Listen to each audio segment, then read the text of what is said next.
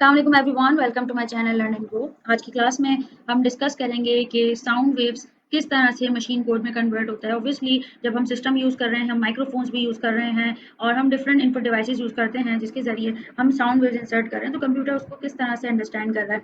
So basically sound waves हैं क्या?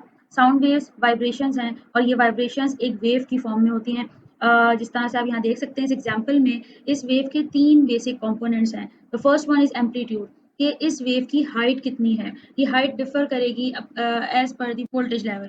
Then the second one is wavelength. Wavelength क्या है कि एक इस वेव का एक क्रस्ट से दूसरे क्रस्ट तक का डिस्टेंस या एक तरफ से दूसरे तरफ तक का डिस्टेंस वेवलेंथ कहलाता है। The third one is frequency, या आप इसको इन्वर्स करके कहेंगे तो टाइम पीरियड। दैट मीन्स के एक वेव अपनी साइकिल कितनी देर में कंप्लीट कर रही है। अगर आप यहाँ देखें तो टाइम पीरियड बहुत कम है और यहाँ देखें तो टाइम पीरियड बहुत ज़्यादा है, मतलब ये अपनी साइकिल कंप्लीट करने में ज़्यादा टाइम ले रहा है और यहाँ कम।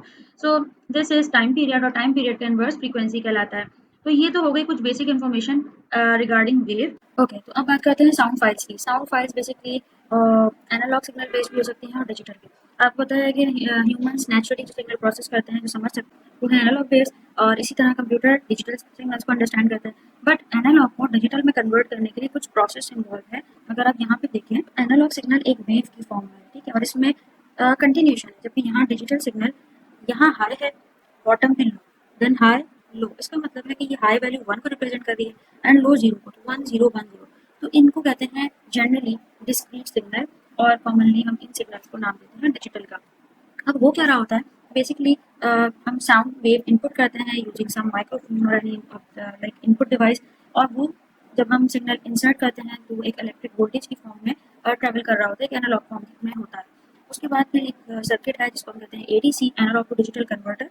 वो इस एनालॉग सिग्नल को डिजिटल में कन्वर्ट कर देता है। फिर अब आपको स्पीकर रन करना है। स्पीकर रन करने के लिए हमें एक एनालॉग सिग्नल की जरूरत पड़ेगी। कंप्यूटर का सिग्नल डिजिटली सेव हुआ हुआ है, तो अब हमें एक डिजिटल टू एनालॉग कन्वर्टर की जरूरत है, एक डैक सर्किट की जरूरत है, और वो सर्किट हमारे सेव डिजिटल सिग्नल को एनालॉग में कन्वर्ट कर देगा। सो आगे बढ़ते हैं। ओके, तो अब एनालॉग सिग्नल को डिजिटल में कन्वर्ट करने के लिए वैसे तो कई स्टेप्स इन्वॉल्व हैं, बट प्रिसाइजली हम करते क्या है कि एक एनालॉग सिग्नल के सैंपल्स करते हैं।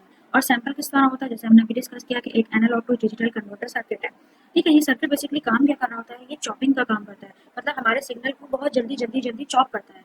बट उसकी एक वैल्यू आप इंसर्ट करते हैं कि चॉपिंग कितनी होनी चाहिए। कभी हम चॉपिंग बहुत ज़्यादा कर रहे होते हैं और कभी हम कम करते हैं, डिपेंड्स ऑन अस कि हम सैम्पलिंग कितनी कर रहे हैं।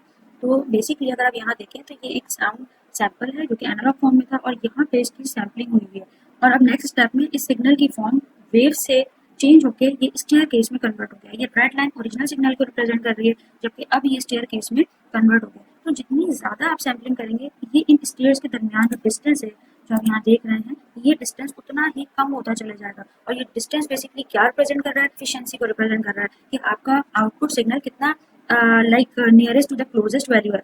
तो हम अभी इस सिग्नल में बहुत ज़्यादा डिस्टॉर्शन है, आउटपुट में आपको पूरा मैसेज नहीं मिल रहा होगा या बहुत शोर होगा, बट इनपुट में आप देखें यहाँ गैप्स नहीं है। तो हम जितने सैंपल्स ज़्यादा करते चले जाएंगे, हमारे साउंड की क्वालिटी इंप्रूव होती चली जाएगी। आगे बढ़ते हैं। यहाँ पे आप देखें कि इस सिग्नल को हमारे पास 3 सैंपल्स दिए गए हैं और तीनों के आउटपुट्स भी शो किए गए हैं। एनालॉग वेव जो है इनपुट में है और डिजिटल रिजल्ट आउटपुट में है, ए, बी और सी। ए में आप देखें सैंपल सिर्फ 4 लिए गए हैं और आउटपुट में देखें कि हमारे पास एरर बहुत ज़्यादा है, मतलब कंप्लीटली कन्वर्ट नहीं हुई है वैल्यू। पार्ट बी में आप देखें कि सैंपल्स मजीद ज़्यादा ले लिए गए हैं और अब बहुत ज़्यादा इम्प्रूव क्वालिटी का सिग्नल आपके पास यहाँ मौजूद है, जिसमें लॉस कम हुआ है। और थर्ड पार्ट सी में सैम्पलिंग को बहुत ज़्यादा इंक्रीज कर दिया गया है और अब ये नियरेस्ट टू क्लोजेस्ट वैल्यू है और इसमें बहुत कम लॉस हुआ है। इससे भी ज़्यादा हम सैम्पलिंग करेंगे तो हमारा आउटपुट और इम्प्रूव होगा। ये बात आपको हमेशा याद रखनी है कि एनालॉग सिग्नल को आप कभी भी फुली कन्वर्ट नहीं कर सकते डिजिटल में। एफिशिएंसी 100% कभी भी प्रैक्टिकली मुमकिन नहीं है। आप उसको नियरेस्ट टू क्लोजेस्ट वैल्यू ले जा सकते हैं, बट 100% नहीं होगी। तो थोड़ी बहुत क्वालिटी में डिफरेंस होता है, बट आप उसको इम्प्रूव करते चले जाएंगे जब आप सैम्पलिंग रेट इंक्रीज करते जाएंगे। आगे बढ़ते हैं। तो यहाँ पे एक एग्जांपल है। अगर आप यहाँ देखें तो इस ग्राफ में वाई एक्सिस बिट डेप्थ को रिप्रेजेंट कर रहा है और एक्स एक्सिस फ्रीक्वेंसी को रिप्रेजेंट कर रहा है। बिट डेप्थ क्या होती है, एक सैंपल को आप कितने बिट से रिप्रेजेंट कर रहे हैं, this is called sampling resolution या फिर बिट डेप्थ, ठीक है। तो अब क्या है कि इस साउंड सैंपल को, एक साउंड सिग्नल है और इस साउंड सैंपल को हमने 21 सैंपल्स में डिवाइड किया है। और अगर आप इसकी हाइट देखें तो हाईएस्ट पीक 10 है, तो हमने इसको 10, हम इसको चाहें तो मजीद हाई वैल्यू दे सकते हैं। लाइक अगर इस 10 को आप बाइनरी में कन्वर्ट करें तो हमें 4 बाइनरी बिट्स चाहिए होंगी। तो इसी तरह अगर आप इसको इन नंबर ऑफ बिट्स को इंक्रीज करते चले जाएं, या इन अदर वर्ड्स आप बिट डेप्थ इंक्रीज करते चले जाएंगे, तो आपकी साउंड की क्वालिटी इंप्रूव होगी। दैट मीन्स कि इसी सेम सैंपल को आप 10 के बजाय अगर 100, 50 या कोई भी हाईएस्ट वैल्यू से रिप्रेजेंट करेंगे तो वो बाइनरी बिट्स भी इंक्रीज हो जाएंगी, और जितनी बाइनरी बिट्स इंक्रीज होंगी एनालॉग सिग्नल डिजिटल में उतना ही क्लोजेस्ट कन्वर्ट होगा। सो अगर आप यहाँ दूसरी एग्जांपल देखें तो इस एग्जांपल में frequency, sampling frequency 44.1 kilo hertz है। फ्रीक्वेंसी को हम हमेशा हर्ट्ज में मेजर करते हैं, और जब हम मेजर करेंगे जितने हाई यूनिट में उसको हम मेजर कर सकेंगे तो उतना करते हैं। तो आप कहीं किलो हर्ट्ज देखेंगे, कहीं मेगा हर्ट्ज देखेंगे, तो यहाँ पे किलो हर्ट्ज में है और 16 बिट इसकी बिट डेप्थ है। इसका मतलब है कि टोटल 16 बिट से इस हाई सिग्नल को रिप्रेजेंट किया जा रहा है, और 44.1 किलो हर्ट्ज का मतलब ये है कि 44,100 सैंपल्स लिए गए हैं एक सेकंड में।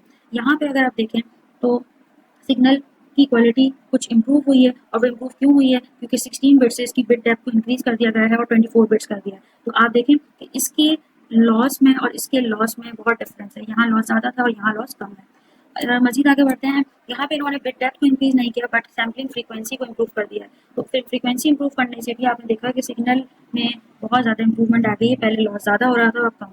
तो इस तरीके से हमने ये देखा कि एक साउंड सैंपल को जब हम एनालॉग से डिजिटल में कन्वर्ट करते हैं तो एक फैक्टर तो सैम्पलिंग रेजोल्यूशन या in other words bit depth है, और दूसरी है सैम्पलिंग फ्रीक्वेंसी। ठीक है, तो सैम्पलिंग रेट क्या होता है? सैम्पलिंग रेट ये है कि आप नंबर ऑफ साउंड सैंपल्स कितने ले रहे हैं एक सेकंड में, जिसको हम प्रीवियस एग्जाम्पल में भी डिस्कस कर चुके हैं, जहाँ पे आपने यहाँ देखा कि 96 किलो हर्ट्ज में आपका साउंड सैंपल इंप्रूव हुआ है। इसी तरह बिट डेप्थ भी इंक्रीज करने से साउंड सैंपल इंप्रूव हुआ है। तो दोनों ये साउंड के फैक्टर्स हैं जब भी हम कन्वर्जन करते हैं।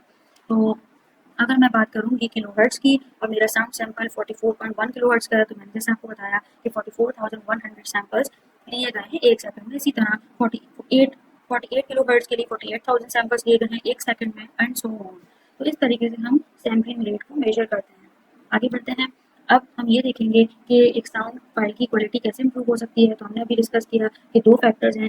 फर्स्ट वन इज कि आप बिट डेप्थ को इंक्रीज करते चले जाएं, एंड सेकंड वन इज इस सैम्पलिंग फ्रीक्वेंसी को आप इंक्रीज करते चले जाएं। ऐसा नहीं है कि आप किसी एक फैक्टर को इंक्रीज करेंगे तो साउंड क्वालिटी अच्छी हो जाएगी, नहीं, आपको दोनों को करना है। दिस इज डायरेक्टली प्रोपोर्शनल, दोनों को आप इंक्रीज करेंगे, at the end sound quality बहुत इंप्रूव होगी। तो आई होप आज की क्लास आपके लिए हेल्पफुल रही होगी, और हमने ये सीखा कि किस तरह से कंप्यूटर सिस्टम या कोई भी इलेक्ट्रॉनिक सिस्टम साउंड सैंपल को प्रोसेस करता है। So stay tuned to my channel, keep watching. So if you find any query in this lecture, any problem or anything you don't understand, just comment below. So take care students, Allah Hafiz.